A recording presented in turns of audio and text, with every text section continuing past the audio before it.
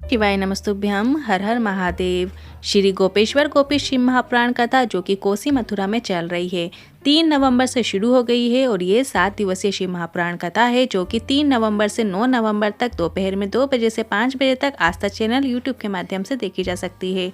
आज कार्तिक माह की अष्टमी तिथि है और हमने सुबह ही गुरुजी का बताया कार्तिक माह का 3 शमी पत्र और 1 बेल पत्र वाला विशेष उपाय कर लिया है, जिसमें 3 शमी पत्र को और 1 बेल पत्र को चंपेश्वर महादेव का स्मरण करते हुए माता अशोक सुंदरी के स्थान पर स्पर्श कराते हुए शिवलिंग के ऊपर अर्पित करना होता है।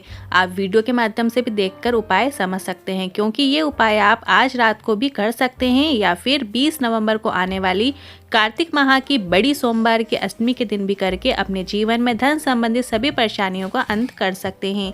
विशेष उपाय को आप 20 नवंबर के दिन भी कर सकते हैं, क्योंकि इस दिन कार्तिक माह की अष्टमी तिथि पड़ रही है और साथ ही शिव शक्ति के मिलन का दिन सोमवार की अष्टमी तिथि है। मतलब जो कार्तिक माह की अगली जो अष्टमी पड़ रही है वो सोमवार के दिन पड़ने वाली है, तो इसलिए ये दिन और विशेष खास हो जाता है, क्योंकि सोमवार की अष्टमी वर्ष भर में 3 या 4 बार ही आती है और इस वर्ष कार्तिक के महीने में 20 नवंबर को सोमवार के दिन अष्टमी पड़ रही है। वीडियो के अंत में आपको कल मतलब 6 नवंबर को करने वाला एक बिल्कुल नए उपाय की जानकारी देंगे, जिसे करने से आपके व्यापार में वृद्धि होगी, नौकरी मिलेगी, घर में धन संपदा रुकेगी। ये उपाय आप कल मतलब 6 नवंबर सोमवार को जरूर कीजिएगा। उपाय इसी वीडियो के अंत में हम करके दिखाएंगे। आज 5 नवंबर तीसरे दिन की कथा में गुरुजी ने 12 उपाय पत्र और उपयोगी जानकारियां दी हैं। सभी की जानकारी आपको इसी वीडियो के माध्यम से देंगे। किसी कारणवश यदि आपने आज की कथा नहीं सुनी है तो पूरी कथा का रास्ता तो आपको इस छोटे से वीडियो से प्राप्त हो जाएगा। तो बढ़ते हैं आज की कथा की पहली जानकारी की ओर। हृदय में अगर भक्ति नहीं है तो मुक्ति भी आसानी से मिलती नहीं है। भगवान को हम श्रीफल, बेलपत्र, पुष्प, प्रसाद और चंदन लड्डू दे देते हैं, पर भगवान को हम 2 चीजें नहीं दे पाते, एक शरीर और एक समय। अगर आपने शरीर और समय भगवान को दे दिया है तो वो सब संभाल लेंगे। कोई रोग आया, कोई परेशानी आई, सब देखने वाला वो ही है। बढ़ते हैं आज की कथा की दूसरी जानकारी की ओर। ज्योति गौतम जी पत्र लेकर आए। मेरी शादी के 20 वर्ष हो गए थे और 20 वर्षों से संतान का सुख नहीं था। आसपास के सभी डॉक्टरों को दिखा दिया था पर कहीं से कोई लाभ नहीं हुआ। 2022 में आपकी कथा सुनी और पति के कहने पर सफेद आकड़ी की जड़ का प्रयोग किया। शंकर भगवान के मंदिर जाना शुरू किया, जल चढ़ाना शुरू किया, पर 1 महीना, 2 महीना, 3 महीना, 5 महीना निकला, कोई लाभ नहीं हुआ। मैं हार रही थी पर पति ने हार नहीं मानी। उन्होंने कहा हमें पशुपतिनाथ व्रत करना चाहिए। मैं और मेरे पति ने पशुपतिनाथ व्रत किया। मैंने कहा आप व्रत की थाली लेकर जाओगे, सब क्या कहेंगे? तो उन्होंने कहा मुझे सिर्फ बाबा से लेना देना है और बाबा की कृपा से पशुपतिनाथ व्रत के 5 सोमवार भी नहीं हुए थे। मेरा गर्भ ठहर गया है और 20 वर्षों के बाद मुझे पुत्र रत्न की प्राप्ति हुई है। बढ़ते हैं आज की कथा की तीसरी जानकारी की ओर। विनीता देवी जी पत्र लेकर आई। मेरी बहू 5 महीने की गर्भवती थी। सब खुश थे। डॉक्टर ने अल्ट्रासाउंड किया तो डॉक्टर ने बच्चे की सर और पेट में गांठ बताई और डॉक्टर ने बच्चे को हटा देने को कहा। कई डॉक्टरों को दिखाया, सबने बच्चे को हटाने को कहा और कहा कि अगर बच्चे को नहीं गिराते हैं तो माँ को खतरा है। हॉस्पिटल में दिखाकर लौट रहे थे, तब ऑटो में एक महिला मिली और उसने शंकर भगवान के मंदिर में रोज 1 लोटा जल और बेलपत्र चढ़ाने को कहा और बेलपत्र और जल को आचमन करने को कहा। हमने ऐसा ही करना शुरू किया और कुछ समय बाद जब हमने फिर से जांच कराई तो बच्चे के सर में और पेट में गांठ नहीं थी। स्वस्थ बच्चे ने जन्म लिया है। उसी का आभार व्यक्त करने कथा पंडाल में आए हैं। बढ़ते हैं आज की कथा की चौथी जानकारी की ओर। कामवन के कामेश्वर महादेव का वर्णन करते हुए गुरुजी ने बताया ब्रज का सबसे बड़ा वन है कामवन। माता पार्वती ने भोलेनाथ से पूछा राधा कौन है, राधा तत्व कौन है? तो भोलेनाथ बोले राधा नाम औषधि है। जब से कृष्ण ब्रज में जन्मे हैं तब से ब्रज में कोई रोग दुखी नहीं हुआ। कई लोग का कहना है अष्टमी के दिन राधा कुंड में स्नान करने से संतान की प्राप्ति हो जाती है। ब्रज की रज में राधा और कान्हा बसता है, इसलिए यहाँ रहने वालों पर कोई भी टोना टोटका नहीं कर सकता। बढ़ते हैं आज की कथा की 5वीं जानकारी की ओर। कोई कहता है 1 बेलपत्र को शिवलिंग पर अर्पित करने से क्या फल प्राप्त होता है, तो आपको ज्ञात होना चाहिए 1 किलो सोने से सिंहासन में शालिग्राम भगवान को रखकर दान करने में जो फल प्राप्त होता है वो फल आपको शिवलिंग पर 1 बेलपत्र अर्पित करने से प्राप्त हो जाता है। बढ़ते हैं आज की कथा की 6वीं जानकारी की ओर।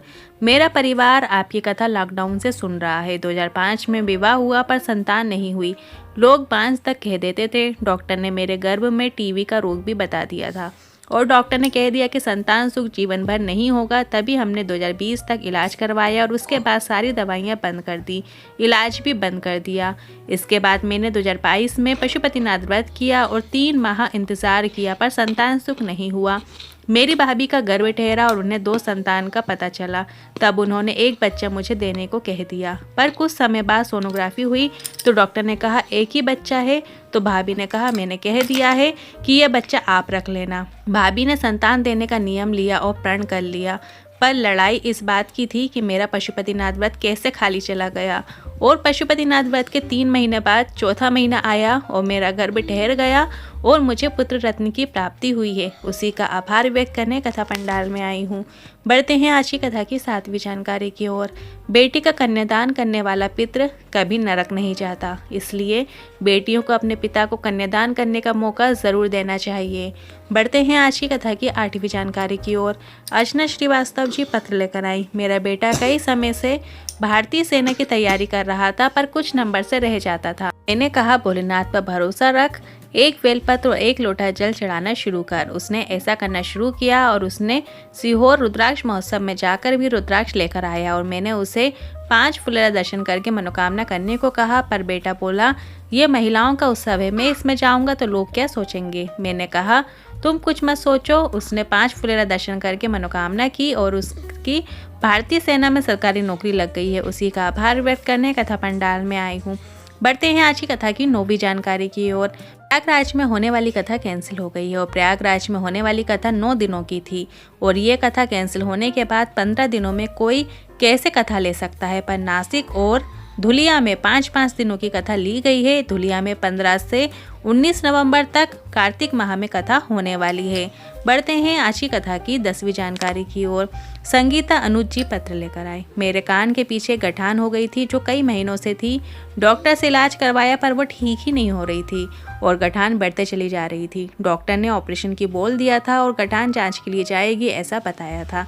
तब किसी ने 1 बेलपत्र और 1 लोटा जल चढ़ाने को कहा और आचमन करने को कहा। और बाबा की कृपा का क्या वर्णन करूं, क्या बखान करूं कि कान के पीछे की गांठ मेरी पूरी तरीके से ठीक हो गई है। उसी का आभार व्यक्त करने कथा पंडाल में आई हूँ। बढ़ते हैं आज की कथा की 11वीं जानकारी की ओर। उमा विजय जी पत्र लेकर आए। पिछले वर्ष पता चला कैंसर हो गया है, स्टेज का कैंसर हो गया था। सारी जांच में 2 महीने निकल गए, हालत बहुत खराब हो गई थी। इस बीच में किसी ने श्री शिवाय नमस्तुभ्यं मंत्र का जाप करने को कहा और सीहोर के रुद्राक्ष का जल आचमन करने को कहा। मैंने सीहोर से रुद्राक्ष को बुलवा लिया और उसका जल चढ़ाकर शिवलिंग पर और आचमन कर लेती और कैंसर वाली जगह में भी लगा लेती। आज 6 महीने होने जा रहे हैं और मेरे शरीर में कैंसर नहीं दिख रहा, मैं ठीक होती जा रही हूँ। उसी का आभार व्यक्त करने कथा पंडाल में आई हूँ। बढ़ते हैं आज की कथा की 12वीं जानकारी की ओर। गुरु जी ने कार्तिक माह के सोमवार या प्रदोष या मासिक शिवरात्रि में एक विशेष उपाय करने को कहा है, जिसे आपको कल मतलब 6 नवंबर को कार्तिक माह के सोमवार के दिन करना है। पहले आप ये समझ लीजिए ये उपाय किन्हें करना है।